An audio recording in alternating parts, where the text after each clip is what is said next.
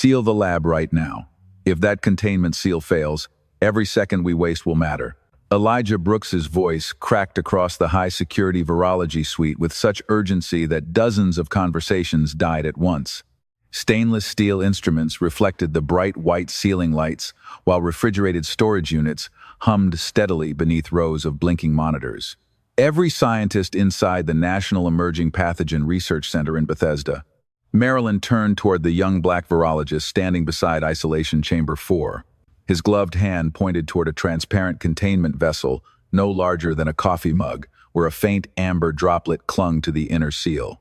Elijah's breathing slowed instead of quickening, his eyes never leaving the microscopic irregularity that everyone else dismissed as condensation. Shut down the airflow. Lock every security door. Activate full containment before the pressure changes again, he said, his voice calmer now, almost unsettling in its certainty.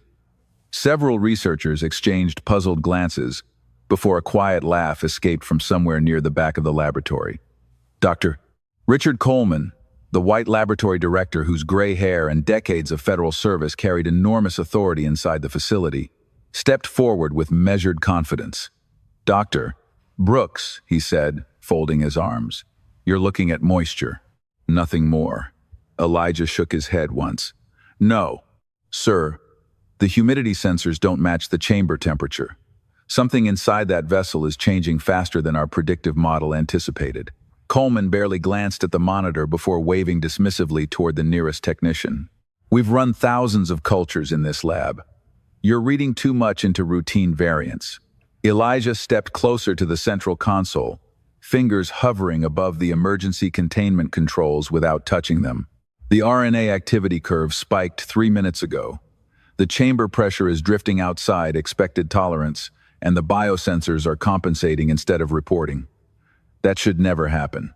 A senior researcher adjusted her glasses and whispered to another colleague, "He's been here less than a year." Another quietly replied, always trying to prove he's the smartest person in the room. Elijah heard every word but refused to look away from the data streaming across the screen. Tiny numerical changes flashed faster than most people could process them. Yet years of studying viral behavior had trained his eyes to notice patterns hidden inside ordinary readings. He remembered his father in Atlanta telling him as a teenager, "The truth doesn't get louder because people ignore it."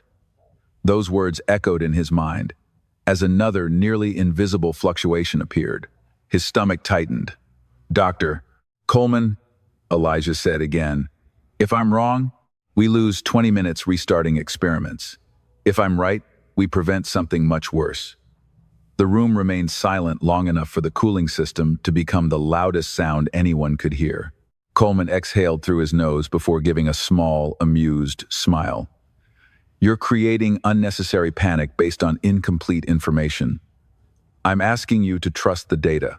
"No," Coleman answered evenly. "You're asking me to trust your interpretation of the data." Several scientists lowered their eyes toward tablets and laptops, avoiding the growing confrontation. Others watched openly, curiosity replacing concern. Elijah noticed something none of them seemed to see. A tiny pulse flickered across one diagnostic graph before disappearing almost immediately.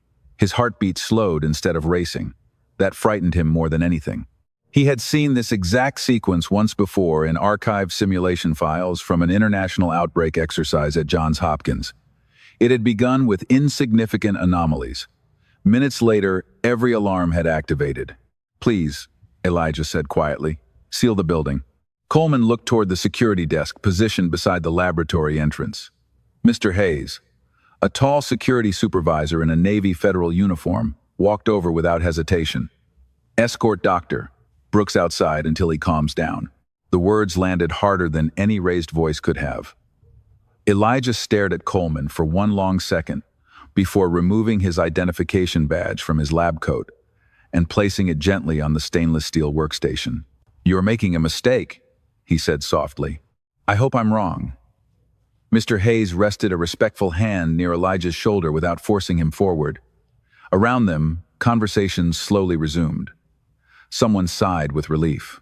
Another scientist muttered, "Finally."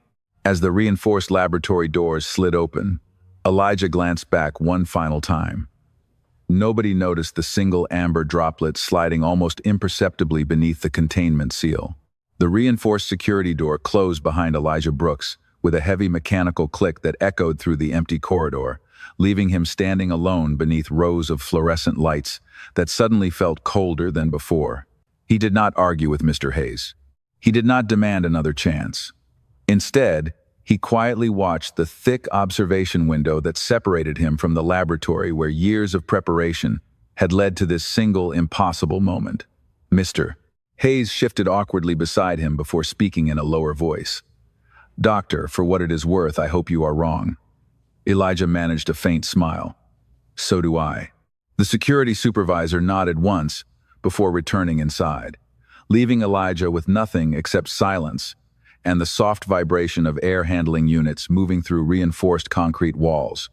Most people inside the facility knew Elijah only as the youngest virologist ever assigned to the emerging pathogen division, but very few knew the road that had brought him there. He had grown up on the south side of Atlanta, Georgia, where his father taught high school chemistry and his mother worked long overnight shifts as a registered nurse. Their small brick house never held expensive furniture or luxury vacations, but it was always filled with books. Science journals covered the dining room table. Astronomy magazines sat beside the television. Every birthday gift somehow involved learning. A microscope, a telescope, a chemistry kit assembled from discount stores. While other children memorized baseball statistics, Elijah memorized the names of viruses and bacteria that most adults had never heard of. His mother often smiled whenever she found him reading medical textbooks far beyond his grade level. One day, she would tell him, "People will depend on you to notice what everyone else misses." He never forgot those words. At 16 years old, he won the Georgia State Science Fair with a project modeling viral mutation using computer simulations built on an old laptop that frequently overheated during presentations. Scholarships followed. Johns Hopkins University recognized his extraordinary ability to connect biological behavior with mathematical prediction. Professors praised his discipline even more than his intelligence because Elijah never claimed certainty unless the evidence supported it completely. Friends sometimes joked that he trusted data more than his own instincts. They were only partly correct. He trusted both when they pointed in the same direction. After earning his doctorate in virology before turning 29, he rejected several lucrative pharmaceutical offers and instead accepted a position with the Federal Research Center in Bethesda. Some classmates questioned the decision. One even laughed during graduation. "You could make 3 times the salary in private industry." Elijah had simply answered, "I did not study viruses to become wealthy. I studied them because I never want another family to lose someone to an outbreak that could have been prevented." Those words reflected memories he rarely discussed. During his freshman year of college, his grandmother had passed away following complications from a severe respiratory infection. Doctors did everything possible, but Elijah always wondered whether earlier detection somewhere else might have changed the outcome. That question quietly shaped every career decision afterward. Inside the laboratory, however, his dedication was not always welcomed. Some senior researchers admired his analytical mind, while others viewed him as an ambitious newcomer who challenged established assumptions too often. He noticed the subtle differences in conversations. When older scientists questioned protocols, they were called experienced. When Elijah questioned protocols, he was called emotional. When veteran researchers delayed experiments, they were described as cautious. When Elijah requested additional verification, people whispered that he lacked confidence. None of those labels changed how he worked. Every morning he arrived before sunrise carrying the same worn leather notebook his father had given him years earlier. Every observation was written by hand before entering any digital database because paper could not be altered by software errors or corrupted files. That notebook now rested inside his locker beyond the secured laboratory doors. Elijah leaned against the cool concrete wall and glanced through the observation glass once more. Researchers had already resumed normal routines. Someone laughed near the sequencing station. Another technician carried fresh sample containers across the polished floor. From a distance, everything looked ordinary, almost peaceful. Yet deep inside his chest, a quiet uneasiness refused to disappear. The numbers he had seen were too precise, the pattern too familiar. and the amber droplet beneath the containment seal remained frozen in his memory like a warning that time itself had chosen not to ignore. Inside Laboratory Control Room 3, nobody noticed that the atmosphere had changed by less than a fraction of a percent. The displays still glowed with calm shades of blue and green, and the automated systems continued reporting stable conditions every 5 seconds. Dr. Richard Coleman stood at the central workstation, reviewing the morning schedule as though nothing unusual had happened. Years of experience had taught him that confidence was often the best way to keep a research facility running efficiently. He believed hesitation created mistakes, and in his 32 years leading federal laboratories, that philosophy had rarely failed him. Around him, department heads slowly returned to their assignments. Dr. Susan Whitmore, the deputy director, adjusted a stack of electronic reports before glancing toward the sealed entrance, where Elijah had disappeared only moments earlier. "Do you think we handled that a little too quickly?" she asked. Coleman barely looked up. He allowed anxiety to override protocol. Susan folded her arms thoughtfully.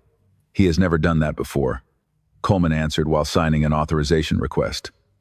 Young scientists sometimes mistake intelligence for certainty. Experience eventually teaches restraint. Across the room, senior virologist Dr. Kevin Marshall quietly joined the conversation. "He has remarkable instincts, Richard." Coleman finally looked at him.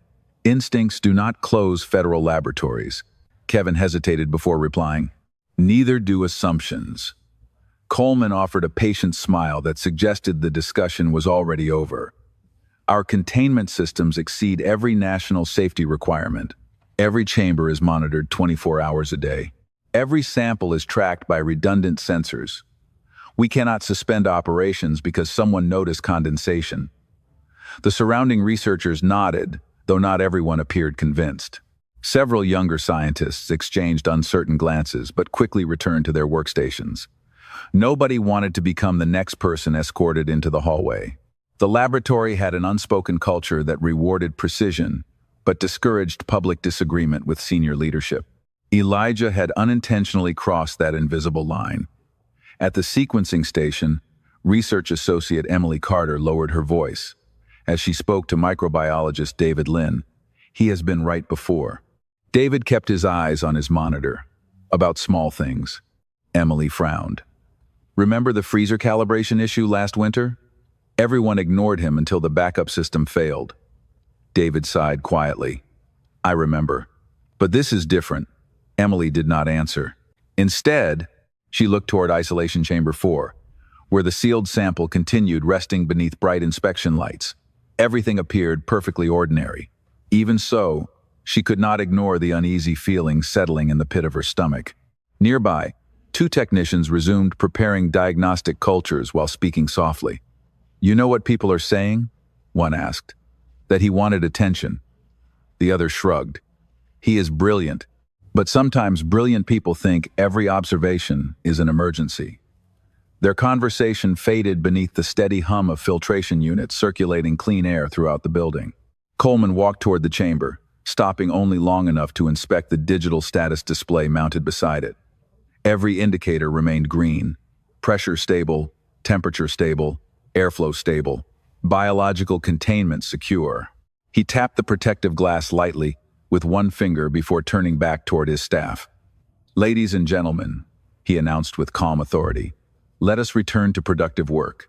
We have international review panels arriving next week, and I will not allow unnecessary distractions to delay this project." Quiet acknowledgement spread through the laboratory. Chairs rolled across polished floors. Keyboards resumed clicking. Centrifuges spun with familiar mechanical rhythm. The room slowly recovered its routine.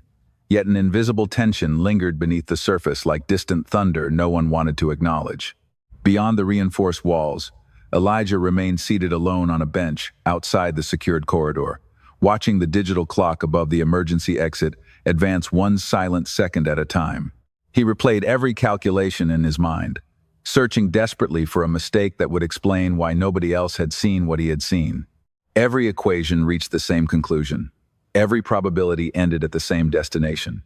He whispered to himself almost without realizing it, "Come on, please let me be wrong." The hallway answered only with silence while, far beyond the observation glass, One nearly imperceptible line of sensor data drifted upward by another fraction of a degree, so small that no human eye inside the busy laboratory happened to notice it. Elijah checked the digital clock above the emergency corridor for the third time. 97 seconds had passed since the laboratory doors had sealed behind him. He closed his eyes, mentally replaying every graph, every pressure reading, every microscopic fluctuation he had witnessed inside Isolation Chamber 4. Nothing changed. Every calculation still pointed toward the same conclusion.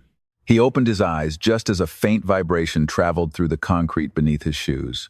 It was so subtle that anyone unfamiliar with the building would have ignored it, but Elijah recognized the rhythm immediately. One of the automated ventilation dampers had shifted unexpectedly. His pulse quickened. "No," he whispered. "Not yet." Through the observation window, technicians continued moving from station to station, carrying sealed trays and digital tablets. The laboratory looked perfectly calm. Dr. Richard Coleman was speaking with visiting administrators near the central display, while Dr. Susan Whitmore reviewed quality assurance reports. Nobody appeared concerned. Then, without warning, a single amber indicator blinked once on the environmental monitoring wall. It disappeared almost immediately. Emily Carter frowned. Did anyone else see that? David Lynn looked up from his workstation, probably a calibration refresh. Emily continued staring at the display. Environmental sensor 23 never refreshes that way. Before anyone could answer, the monitor returned to solid green. Coleman glanced toward the wall for barely a second before continuing his conversation. "False signal," he said confidently. "Those systems perform self-diagnostics every hour." Emily nodded, although she knew the scheduled diagnostic was still 42 minutes away. She opened the sensor history anyway. The event log showed nothing. She frowned even harder. "That is strange." David leaned closer. "What?" The signal flashed, but there is no recorded event. David shrugged. "Software delay." Emily slowly shook her head. "No, the software records everything." Across the room, another technician suddenly raised his hand. "Dr. Coleman?" Coleman turned with visible impatience. "Yes? Isolation Chamber 4 is requesting an automatic pressure validation." Coleman answered almost instantly. "Approve it." The technician hesitated. It already approved itself. Silence settled over the immediate area. Susan Whitmore looked toward the console. "Automatic validation?" "Yes, ma'am." "Without operator input?" "Yes, ma'am." Coleman stepped forward, his expression still composed. "Display the chamber status." The large monitor illuminated with rows of data. Pressure remained within acceptable range. Temperature remained stable. Oxygen balance unchanged. Viral activity nominal. Coleman folded his arms. "Everything is normal." Emily quietly interrupted. "Sir, the chamber has never requested self-validation before." Coleman looked directly at her. "There is a first time for every software event." Before Emily could respond, another tone echoed through the laboratory. This one lasted less than half a second. Every conversation stopped. A yellow notification appeared on the central screen before instantly disappearing again. David stared at his monitor. "I did not imagine that one." Susan walked to the console herself. "Replay the event." The technician pressed several commands before looking confused. "There is nothing to replay. Impossible." The notification vanished before it entered the permanent log. Coleman exhaled slowly. "Restart the monitoring interface." "Already doing it, sir." Outside the secured corridor, Elijah noticed staff inside the laboratory beginning to gather around the environmental displays. Their movements had changed. Nobody was laughing now. He stepped closer to the observation window until his hand nearly touched the thick, reinforced glass. He could not hear their conversations, but years of working beside those same colleagues allowed him to recognize concern in their body language. Emily pointed repeatedly toward one screen, while David rapidly typed commands into another workstation. Susan Whitmore crossed her arms exactly the way she always did when something failed to make sense. Coleman remained perfectly still, but Elijah noticed the laboratory director was no longer smiling. Then it happened. Every monitor across the room froze for one heartbeat, before simultaneously refreshing with a new stream of incoming diagnostics. One yellow indicator became 2, 2 became 5, 5 became 12. A low mechanical tone echoed through the ventilation system as hidden dampers shifted throughout the building. Nobody moved. Nobody spoke. Elijah felt the color drain from his face because he knew exactly what came next. The first alarm did not scream. It whispered. A soft electronic chime echoed through the laboratory before every workstation displayed the same unexpected message at once. Environmental verification required. Researchers stared at their monitors, waiting for the system to clear itself, as it always had during routine diagnostics. It never did. Instead, another tone followed, louder this time, accompanied by flashing amber indicators spreading across the central display like ripples moving across still water. Dr. Richard Coleman stepped directly to the command console, his confidence finally giving way to concentration. "Run a complete systems review," he ordered. "Verify every environmental sensor independently." 3 technicians immediately began comparing data from separate monitoring networks. Emily Carter's fingers moved rapidly across her keyboard as fresh readings appeared faster than she could read them. She stopped suddenly. "Dr. Coleman, report. Sensor 23 is no longer matching the backup array." David Lynn looked up from another terminal. "Neither is sensor 11. Before Coleman could respond, another voice called from across the room. "Pressure variance in chamber 4 has increased by 0.03. Coleman frowned. "That is still within tolerance." "Yes, sir." 5 seconds later, another technician spoke with noticeably less confidence. 0.07 now. The room became unusually quiet, except for the steady tapping of keyboards and the constant hum of air filtration systems working behind reinforced walls. Susan Whitmore stepped beside Coleman and looked directly at the central display. "Pull the historical trend." The graph expanded across the largest monitor in the room. For several long seconds, nobody spoke. The pressure line had not changed suddenly. It had been climbing gradually for several minutes. "Why did the predictive model not flag this?" Susan asked. One software engineer swallowed before answering. "Because the changes were individually insignificant." Emily quietly finished the thought. But together they form a pattern. Coleman stared at the screen without replying. That exact phrase reminded him of Elijah's warning less than 5 minutes earlier. Before he could process the thought, every light above isolation chamber 4 dimmed for a fraction of a second before returning to full brightness. At the same instant, the laboratory speakers produced a clear, automated voice. "Environmental deviation confirmed. Secondary containment analysis initiated." Nobody moved. The announcement had never been heard during a live research session. David slowly looked toward Coleman. "I have never heard that protocol." Coleman answered honestly for the first time that morning. "Neither have I." Emily opened another diagnostic window. Her eyes widened. "Dr. Coleman, biological activity inside the chamber has accelerated beyond the projected simulation. Verify the instrument." "Already verified." "Run another confirmation." 3 systems agree. A 4th technician interrupted before anyone else could speak. "The independent monitoring network confirms the same trend." Coleman leaned both hands against the console. "How long has this been happening?" Nobody answered immediately. David reviewed the timestamps, then looked up with visible disbelief. "Approximately 6 minutes. 6 minutes." Elijah had issued his warning almost exactly 6 minutes earlier. Susan slowly turned toward the laboratory entrance where the young scientist had been escorted away. "Richard." Coleman remained silent. Another alarm sounded, this time deeper and impossible to ignore. Amber indicators across the laboratory simultaneously shifted to bright red. The automated voice returned, calm and emotionless. Containment protocols elevated. Access restrictions activated. Heavy reinforced doors throughout the research center locked with a series of metallic clicks that echoed through every corridor. Researchers instinctively stopped where they were standing. Nobody laughed. Nobody whispered. The room that had dismissed one scientist only minutes earlier now stood frozen beneath flashing emergency lights. Outside the observation window, Elijah heard the locks engage throughout the building. He closed his eyes briefly as the familiar sequence unfolded, exactly as his calculations had predicted. When he opened them again, he saw panic beginning to replace certainty inside the laboratory. Emily pointed urgently toward the containment chamber, while David compared incoming data against archived outbreak simulations. Susan Whitmore no longer watched the monitors alone. She watched the empty doorway where Elijah should still have been standing. Doctor. Richard Coleman remained motionless before finally speaking in a voice far quieter than anyone had heard from him before.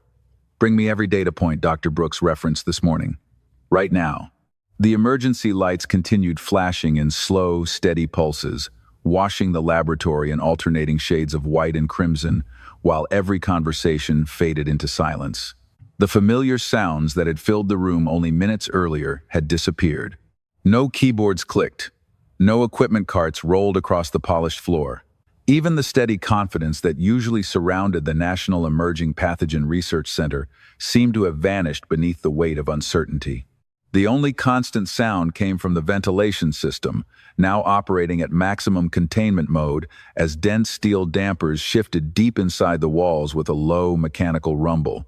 Elijah Brooks remained alone in the corridor outside the secured laboratory, separated from his colleagues by several inches of reinforced observation glass. He could not hear the alarms anymore because the isolation doors had sealed between them, but he did not need to. The expressions on every face inside told him everything. Emily Carter no longer looked at individual sensor readings. She stared instead at the growing trend line stretching across the main display.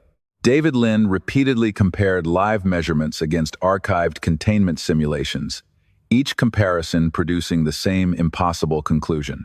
Dr. Susan Whitmore stood perfectly still with one hand, resting against the command console, her eyes moving slowly from one monitor to another as if hoping one of them would finally disagree with the others. None of them did. Dr. Richard Coleman remained at the center of the room, his shoulders noticeably lower than before. For the first time in decades of leading one of the country's most advanced research facilities, experience alone no longer offered immediate answers. He quietly watched another graph update itself. The pressure increase had accelerated again. The biological activity curve had risen exactly as Elijah had predicted. Coleman replayed the conversation from only a few minutes earlier inside his mind. Shut down the airflow, lock every security door, activate full containment. Every sentence that had sounded dramatic now read like a checklist that should already have been completed. Emily finally broke the silence. Dr. Coleman, I finished reconstructing Dr. Brooks's original observation sequence. Coleman looked toward her without speaking. Every anomaly he identified appeared before our primary system crossed its alert threshold. Individually, they looked insignificant. Together, they forecasted the containment deviation almost 7 minutes before automation recognized it. Nobody responded. David slowly removed his glasses and looked toward the observation window where Elijah remained visible beyond the reinforced glass. He saw the pattern before the computers did, he said quietly. Susan lowered her eyes. Because he was looking for relationships instead of isolated numbers. The words settled over the laboratory with unexpected weight. Around the room, several researchers who had dismissed Elijah only moments earlier now avoided looking at one another. A technician, who had laughed when security escorted him away slowly, sat down without saying a word. Another scientist stared at the floor, remembering the jokes whispered behind Elijah's back whenever he insisted on verifying unusual data one extra time. Those conversations suddenly felt painfully small. Outside the laboratory, Elijah rested both hands against the cool metal railing beside the observation window. He felt no satisfaction, no desire to prove anyone wrong. If anything, he wished every prediction had failed. Quietly, almost as though speaking to himself, he whispered, "Please let the containment hold." At nearly the same moment, a new diagnostic window opened automatically across every monitor inside the laboratory. The software had completed its independent analysis without human input. Large white letters appeared against a dark blue background. Predictive correlation confirmed. Early detection event validated. The room remained completely still. Coleman read the message twice before slowly closing his eyes. The realization settled over him with uncomfortable clarity. The youngest scientist in the building had not overreacted. He had simply seen the truth before everyone else was willing to see it. The emergency lighting continued its steady rhythm, while the laboratory stood wrapped in a silence so complete that every person present could hear nothing except the filtered air moving through reinforced ducts and the quiet weight of a blunt mistake that could no longer be undone. No one noticed the secure communication terminal at first. Every pair of eyes remained fixed on the growing wall of diagnostic data as automated containment systems continued verifying chamber integrity, one calculation after another. Then a sharp electronic tone echoed from the far side of the control room. It was unlike the emergency alarms or environmental notifications. Short, clear, deliberate. Every federal employee inside the laboratory recognized it immediately. The encrypted communications console had received a Priority 1 request. Susan Whitmore looked toward the terminal before turning to Richard Coleman. "We are receiving an incoming secure channel." Coleman drew a slow breath. "Display the source." The technician sitting nearest the console entered his security credentials with slightly trembling hands. Layers of federal encryption dissolved one after another across the screen until a single line of white text appeared against a dark background. Centers for Disease Control and Prevention Emergency Operations Center. A second notification immediately followed. Automated analysis package received. Coleman stepped closer. "Open it." Within seconds, hundreds of sensor logs, atmospheric measurements, pressure curves, and predictive models synchronized with the National Emergency Network. A progress bar slowly advanced, while the laboratory remained completely silent. Nobody interrupted. Nobody guessed. Everyone simply waited. After several long moments, the analysis completed. A bold confirmation appeared across the display.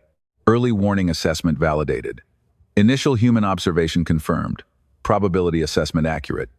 Emily Carter covered her mouth with one hand. David Lynn stared motionless at the screen. The independent review had reached exactly the same conclusion as the laboratory's internal reconstruction.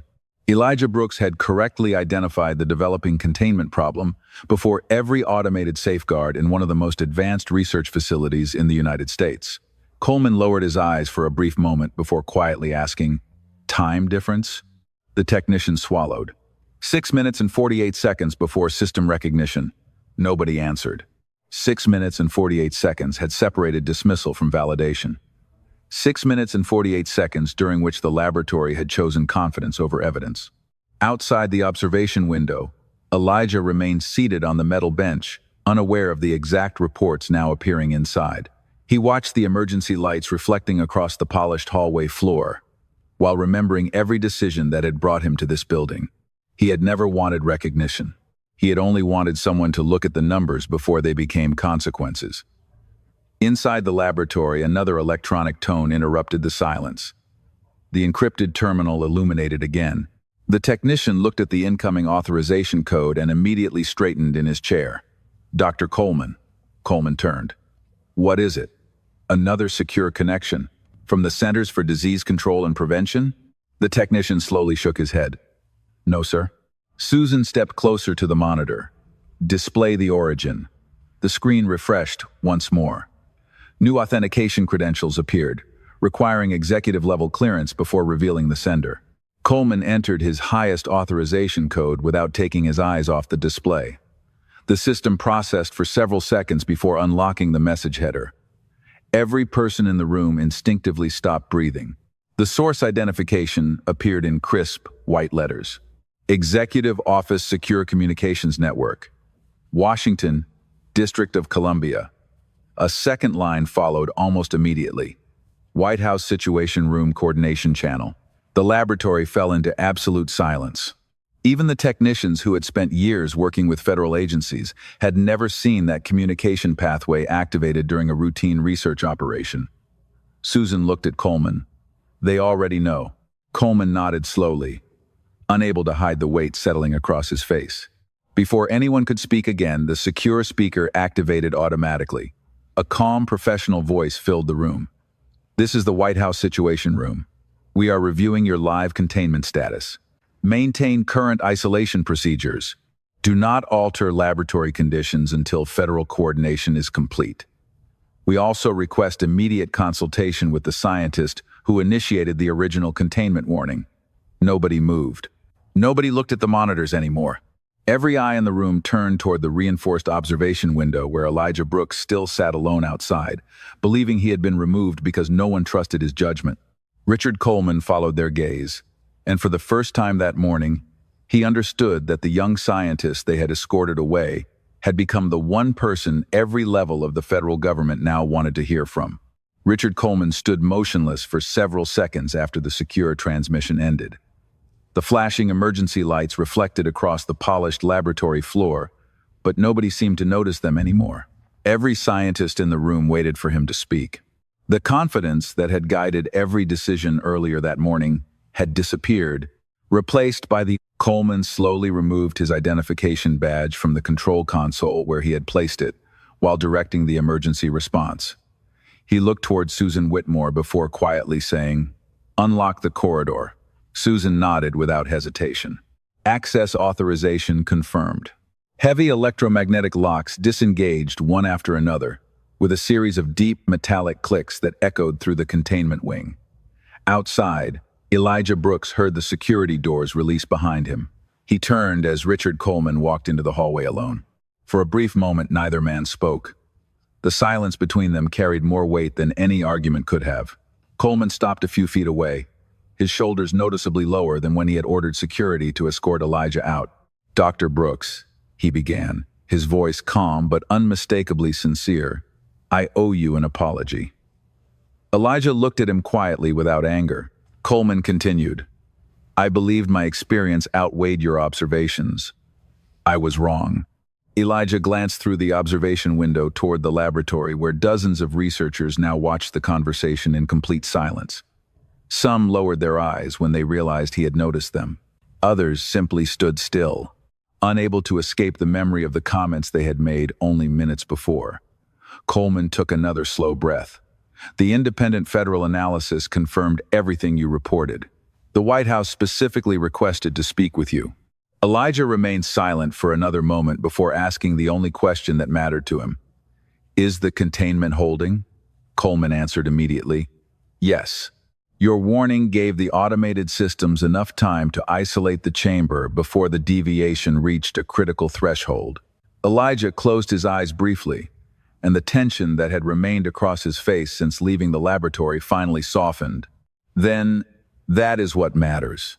Coleman looked genuinely surprised. "You are not angry?" Elijah offered a tired smile. "Anger does not stabilize laboratories. It does not protect researchers. It does not change the data." The hallway became quiet again. Even Mr. Hayes, the security supervisor who had escorted Elijah outside earlier, stood several feet away without interrupting. After a long pause, he stepped forward. "Dr. Brooks," he said respectfully, "I should not have assumed you were creating trouble. I am sorry." Elijah extended his hand without hesitation. "You were following instructions." "Mr." Hayes shook his hand firmly, relief visible across his face. Inside the laboratory, Emily Carter quietly smiled while watching through the reinforced glass. David Lynn leaned back in his chair and whispered almost to himself, "He is still thinking about everyone else." Susan Whitmore heard him and nodded. That is why he noticed what the rest of us missed.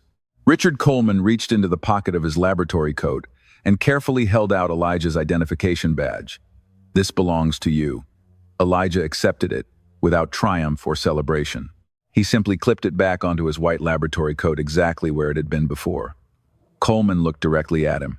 "The Situation Room is waiting for your assessment." Elijah gave a small nod. "Then, let us not keep them waiting." As they walked back toward the secured laboratory entrance side by side, every scientist inside instinctively stepped away from the central aisle, creating a clear path without anyone asking them to move. The same room that had watched Elijah leave in humiliation now welcomed him back in complete silence. Nobody applauded. Nobody offered excuses. Respect no longer needed words. It could be seen in lowered eyes, careful expressions, and the quiet understanding that true leadership had never belonged to the loudest voice or the highest title. It had belonged to the person who chose responsibility over pride when every second counted. 3 weeks later, the morning sun rose over Bethesda, Maryland, casting a warm golden light across the glass exterior of the National Emerging Pathogen Research Center.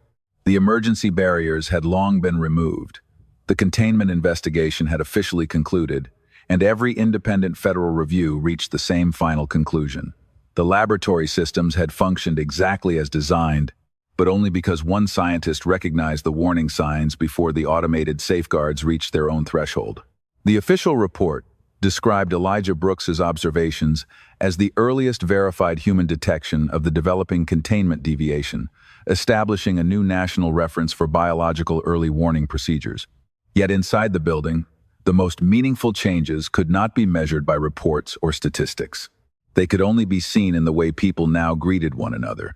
Elijah walked through the front entrance carrying the same worn leather notebook his father had given him years earlier.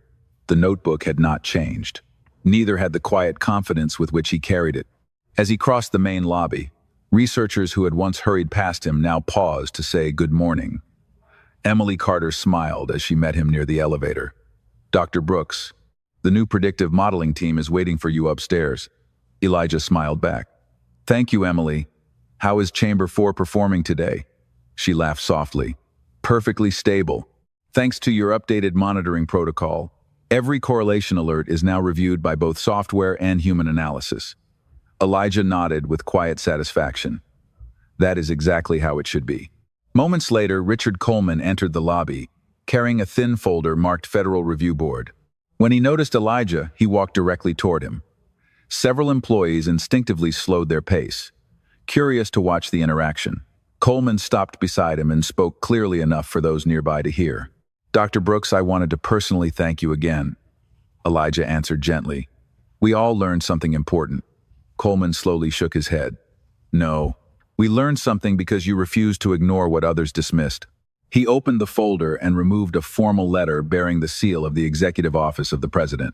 This arrived yesterday. Elijah accepted the envelope with visible surprise. Inside was an invitation requesting his participation on a newly established federal scientific advisory initiative dedicated to improving national biological early detection systems. The final sentence caught his attention more than anything else. "Your commitment to evidence, responsibility, and public service reflects the highest standards of scientific leadership." Elijah quietly folded the letter before looking back at Coleman. "This recognition belongs to every person willing to keep learning." Coleman smiled, perhaps more sincerely than ever before. "Leadership is not about never making mistakes. It is about recognizing them before pride becomes permanent." Nearby, Mr. Hayes passed through the lobby on his morning security rounds. He tipped his cap toward Elijah with genuine respect. "Good morning, Dr. Brooks." "Good morning, Mr. Hayes." The exchange lasted only a few seconds, yet everyone who witnessed it understood how much had changed. Weeks earlier, they had stood on opposite sides of a locked security door. Now they simply stood as two professionals united by mutual respect. Later that afternoon, Elijah stepped outside onto the quiet courtyard, overlooking rows of oak trees gently moving in the summer breeze. He called his parents in Atlanta. His mother answered first. "How are you doing, sweetheart?" Elijah looked toward the American flag waving above the research center before smiling. "I am doing well, Mom." His father joined the call. "Did everything work out?" Elijah remembered the words he had heard throughout his childhood. "The truth does not get louder because people ignore it." He smiled. "You were right all those years ago. The truth eventually speaks for itself." His father laughed warmly. "It always does." After the call ended, Elijah remained standing in the quiet afternoon sunlight for another moment, listening to the wind move gently through the trees while researchers entered and left the building behind him. Nothing about the morning looked extraordinary. Cars passed along the nearby streets. Birds settled on the branches overhead. The world continued exactly as it had before. Yet inside that peaceful silence lived a lesson every person in the laboratory would carry for the rest of their careers. Real authority is earned through humility. Real courage is choosing responsibility when recognition is uncertain. And sometimes the strongest voice in the room is the one that calmly tells the truth long before anyone else is ready to hear it.